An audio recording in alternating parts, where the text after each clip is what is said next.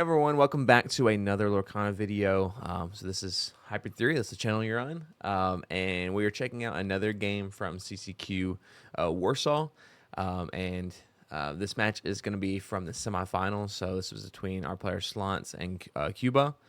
And so we have a really nice matchup here. I think it'll be really fun to watch. So yes, thank you all for tuning in. If you haven't subscribed to the channel, we really appreciate that. It helps the channel out a lot. Liking the video does as well. We have CCQs coming up, I think like every weekend for like the next month or two, which is really, really exciting. This weekend coming up is the last CCQ from this meta. And then the next weekend we jump into Winter Spell meta, which I think is going to be really, really fun if you've been playing games on the simulator or just like, with proxies or even just theory crafting. The decks are going to get some major changes and things are going to be pretty crazy going into this next set. So I think that first CCQ coming up in a couple weeks is going to be really exciting to watch, and we're going to be covering it all right here on this channel. So make sure you subscribe, and you'll be able to check out all that content whenever it's ready to go. So yeah, so we can see both players here are, mulliganing, shuffling, doing all the stuff, and getting ready to go. And yeah, I know the screen hasn't updated yet, but this is the top four. So this is the semifinals. We have covered the finals on this channel already. So if you are interested in seeing the finals of this, just go check the VODs of this channel, and you'll see, you'll be able to see the finals as well. I do want to give a shout out to, you can see Goofy Plays Lorcana up here is who actually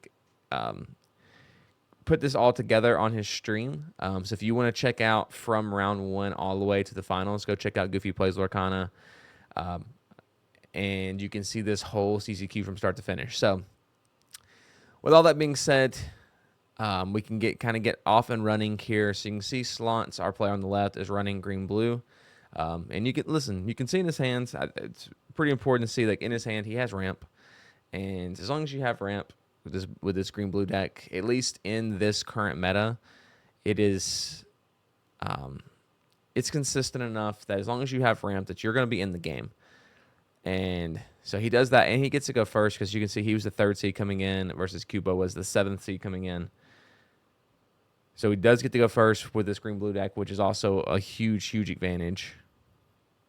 I played green-blue this set, and even in this purple steel matchup, which is not a great matchup for the green-blue player, as long as you get to go first and have ramp, like I feel like you're pretty favored in this matchup still. So we see he drops down, or he inks a Tipo and drops down a Sail. And we'll see if he decides. You can see there's Donald Ducks in his hands. I think he has the one cost Clarabelle as well. So it'll be interesting to see if he tosses down that Clarabelle at this point. That was always a tough thing for me to think about in this matchup, was if you toss down that one cost Clarabelle, it can always get hit by a strength, which is interesting. So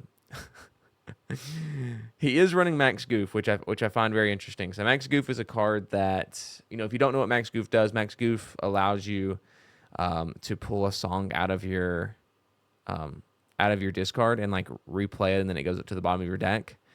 And that's just like so strong. It's like that card is, in theory, that card's like the best card in the game, right? Like just being able to, as this green-blue player, being able to pull out So You're Welcomes or Mother's Knows Best, or, insert whatever songs you want to have, and just be able to like play them over and over again is just insane. However, Max Goof does cost a lot, and usually the game tempo-wise at that point is in a really tough spot that you can't really get value out of it, or it just gets sniped, like with a strength, or it gets Hades, or, something like that, right?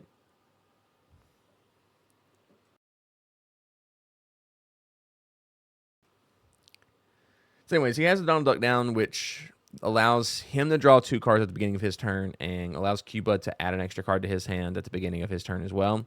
So we're going to see the double ramp here into the Prince Philip. Okay, so this is really, really important for this specific matchup, is being able to get down that 3-cost Prince Philip and get that shift target ready to go. So I can't see the rest of his hand to know whether he has Malicious Mean and Scary and the Prince Philip shift. But if he does, I fully expect him to ramp here into getting that 3-cost Prince Philip down to be able to shift that next turn if he has it. And that's what, in this matchup, which I believe both players know what each other is playing, I fully expect, Słonce to be able to to the hard mulligan for the Prince Philip combo because it's so important in this matchup to stop the purple steel player from just getting crazy. So we do see the Prince Philip being developed here, which is great. I think we see Malicious Man Scary in his hands, but I also think we see Bend to Your Will, which is, but I can't tell what the card is next to Clarabelle in his hand there. It could be the Shift. I do really appreciate Goofy's. I do really appreciate Goofy's like cam that lets you see their hands, so we know exactly what's coming. He does so. Kuba here. So this is his 4 ink play. Obviously, could be a genie, could be Dumbo, could be something like that. However, he did not develop a 3-cost character last turn, which is really tough for him because he could sing Strength onto the Donald. Oh, okay, all right. So really good Pete play here. So Pete comes down, and Pete come down is going to stop the combo from going down next turn, which is really good. However, he didn't quest out. So yeah, he does have the combo in his hand. So at this point, the Olaf being played here, or the Olaf being exerted, I could see you taking out Olaf at this point, maybe. Becomes very, I don't know, Olaf makes a combo a little weird because it allows him to bounce stuff back to his hands. There's nothing on the board that's, well, I guess if you hit Olaf, the Pete comes back to his hand, then he replays Pete, which is definitely not what you want because that's just going to make it so you can't play your combo one more turn. So I don't think Olaf can be taken out here, unfortunately. I think Olaf's going to have to stay. But yeah, this is a tough turn here. Like dealing with these Olafs is, I think, the hardest part of navigating this matchup as the green-blue player. So let's see what he decides to do, because obviously his plan was to go combo this turn, right? Like that was definitely his plan was definitely to do that. So he's got 1, 2, 3. He's got 5 ink, which last turn he didn't ink. He didn't ink the second one with that sail, which if he did, he could toss down Clarabelle this turn just as like a big body to start hitting things. And as a player, like, it's always tough because you want to defend your Donald Duck, right? Like you don't want your Donald Duck to die because it gives you the card draw. It gives you that engine you need as a player. But also, like, at some point you got to start hitting some stuff. So, but you can't really hit the Black Heron and take it out with the Donald Duck. You'd have to hit it with the Prince Philip, which you definitely cannot do. Like Prince Philip has to stay alive here. And thankfully, we're 2 turns away from. Oh, he inks the Prince Philip. Does he have a second one? He's got to have a second one, right? Like, if he doesn't, then that's catastrophic. So I mean that tells Kuba that he has one in his hand, right? Like inking that Prince Philip tells him that there is another one in his hand. And that's what's tough about the Blurple matchup here as well. Is like if this was which obviously Blurple doesn't have Pete to stop the combo from happening, so like that's a thing. But Blurple would be at a turn to play Demona next turn and just be able to exert your Prince Philip and you'd be in trouble. Okay, so he just decides to pass here and not play anything. So I don't know that he had anything in his hand to really play this turn other than just inking and passing. But definitely a slow turn, and what's tough for him is like he will get the combo down next turn. But Kuba will be able to bounce back 2 characters with the Olaf, which is tough. All right. I mean, but it will be a nice board. It will be a nice clear of the board here. So, like, yeah, those 2 cards get the back mats into his hand, but, like, he can't quest with them the next turn. So, yeah, Kuba knows what's coming here. Yeah, and the shift. There we go. So, that is all of his 6ing for the turn, but it's a very nice board wipe. I don't know if Kuba actually bounced anything back to his hand. I don't think he did. We see the Genie come down now, which he was definitely waiting to play. Interesting. Yeah, I don't know if he bounced anything back to his hand or not, but he definitely should have if he didn't.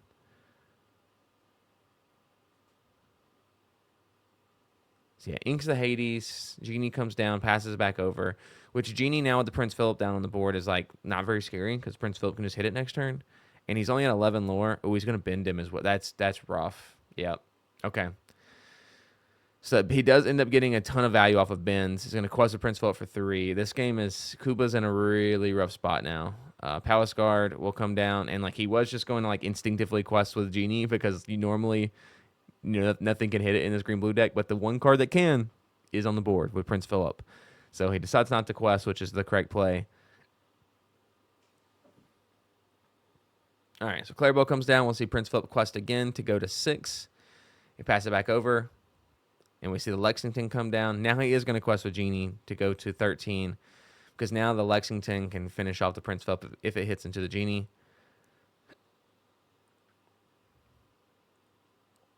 Which it definitely, that's got to be the play here, because you can't let Genie stay on the board to gain any more lore here for the for a purple steel player. So yeah, there's Prince Philip into the Genie. And let's see what he plays here on this turn. Okay, so Mother Snows Best. Ooh, that's really good. Clarabelle goes ahead and quests up and passes it back over. Yeah, Mother Snows Best is crazy to be able to protect, the Prince Philip for one more turn. Like, because that 3 quest is so important in this matchup, because you need to, like, even though this game has went really well for Słonce, like just being able to like, and listen, I know I'm mispronouncing his name. Someone put it in the comments last time, so apologies to Słonce. This is my American coming out, unfortunately, but yeah, he knows that like this game's went about as well as it could have, other than that Pete play to like stop him one turn. But other than that, this game has like been perfect for him. But if this game is extended longer and longer, like that allows Cobras to come out and things like that, which is not what you want. Okay, Hades on the Lexington. Gonna go ahead and take out the Palace Guard with Clarabelle. Quest with Prince Philip to go to 11, pass it back over. And yeah, Kuba is just in a really, really tough spot. Yeah, I think he's just going to scoop. So that's going to be a scoop. So Słonce is going to take game 1. Like I said, this matchup is relatively easy to go after, especially going first in this matchup. Like, you're able to get your combo down pretty quickly before you're able to get too high. Like, if you can get the combo down before they get to like 14, 15 lore, like you're feeling pretty good to be able to stabilize the game and win from there. So we will allow the players to shuffle up and mulligan, and we will bounce back in for game 2. All right, so they're mulliganed up and shuffled up, and we're ready to jump back into this. So obviously Kuba gets to go first here, and this is a tougher matchup for the purple steel player, or I'm sorry, for the blue steel. I can't talk. The green blue player, excuse me, going second in this matchup versus going first. The purple steel player can sometimes just like out tempo you and get to 20 before you can really get your combo off. So let's see if Kuba is going to be able to really take advantage of that. So yeah, he's going wide. So Captain Hook into a Captain Hook Olaf. Thankfully for Słonce, he does have ramp in his hands, and another Donald Duck, it looks like. So that might be the follow up here as well.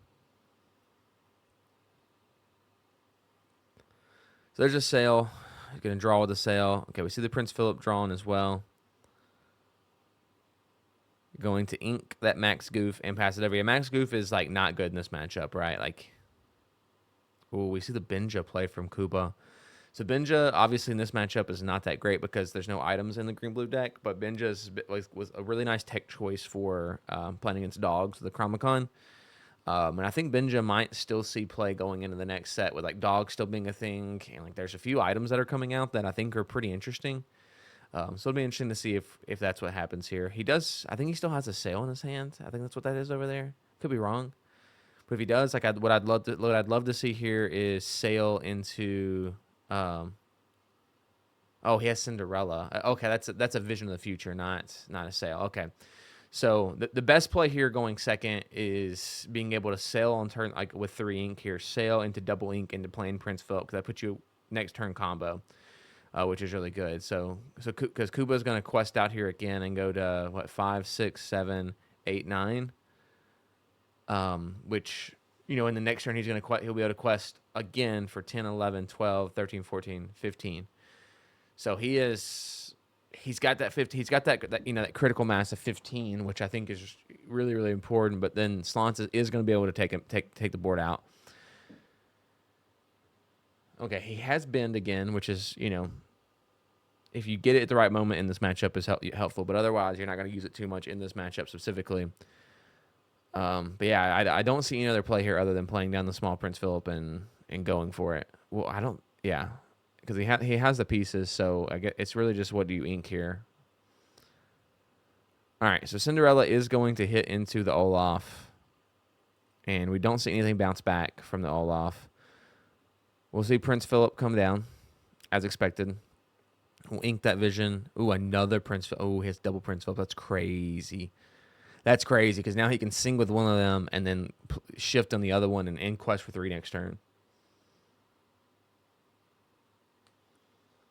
So yeah, the Cinderella cleanup of that Olaf is like super, super helpful, because now he can't bounce back anything after this is taken out. Interesting. So yeah, he definitely was looking for a Pete. If he finds Pete, he can still stay alive in this game. But no, he didn't find Pete, so he is just going to quest up to 13, probably, and take out the Cinderella. So he quest up to 13, and then probably just pass it back over at this point. I don't know if he plays anything to just get taken out by the combo. He's going to ink the Hades and pass it back over. Okay. So this is the turn here. Yeah, he's going to sing it and then shift it on the other one so he can quest for 3. I like that a lot. Quest with Prince Philip to go to 3. So now the comeback begins, right? So now the green-blue player kind of turns us back around and says, hey, we're on the other side of this mountain. Let's see if I can catch you. And I think he's going to be able to. Oh, the dock. Okay. So dock gets played. And he's going to pass it back over. Okay, so this is where it's interesting, because he could play Ben this turn. And we just wipe out his hand after the dock, which I don't hate. Yeah, there we go. Okay. Ooh, he gets rid of a Cobra and a... Wow, the Cobra... The Captain Hook doesn't matter. But getting rid of the Cobra is really, really important there, because questing out here, we get him to 16, Cobra 18, and then... he would be 1 Cobra away from winning the game. So yeah, that's a great bend. That got great value off of that bend. So we're just gonna see the quest out still from Kuba to go to 16. I think he's just got to put the pressure on here and just hope he can top deck what he needs to top deck. So I know he just drew into a Tipo, but I'm not sure what the other card is in Słonce's hand. Okay. Oh my gosh, that's absolutely brutal. Absolutely brutal that the John Silver gets pulled here. Because that's your follow up, right? Like you want to be able to go, combo into John Silver, because now the Purple Steel player can't quest at all. Wow, that's crazy. And like at this point, like he's basically top decking, so like there's nothing he can really do here. Like John Silver's just going to continue to give everything reckless every single time, and it's just gonna tough times. I mean, obviously this is exactly what the green-blue player is looking for, but as the Purple Steel player, you're like, man, like what do I do here?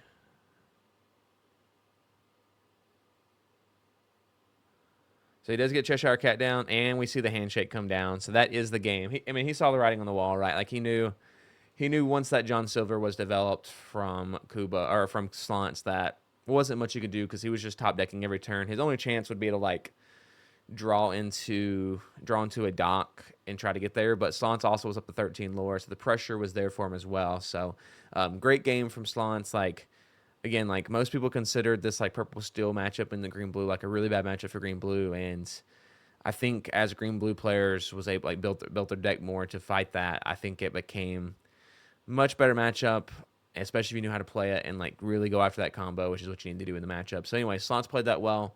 Unfortunately for Kuba, just kind of ran into it. Like there wasn't much. I don't think he misplayed or anything there. I think he just kind of ran into it. And if you don't find the P at the right time, like there's not much you can do as the Purple Steel player. So yeah, Słonce well played. Słonce will move on to the finals, which again you can watch on the channel already if you want to. But yeah, this was the semifinals of CCQ Warsaw. Thank y'all for tuning in. If you haven't subscribed and liked the video yet, would really appreciate it. But yeah, we'll see you on the next video where we'll probably be diving into either another Warsaw CCQ video or the next CCQ that's coming up this weekend. So we'll see you then.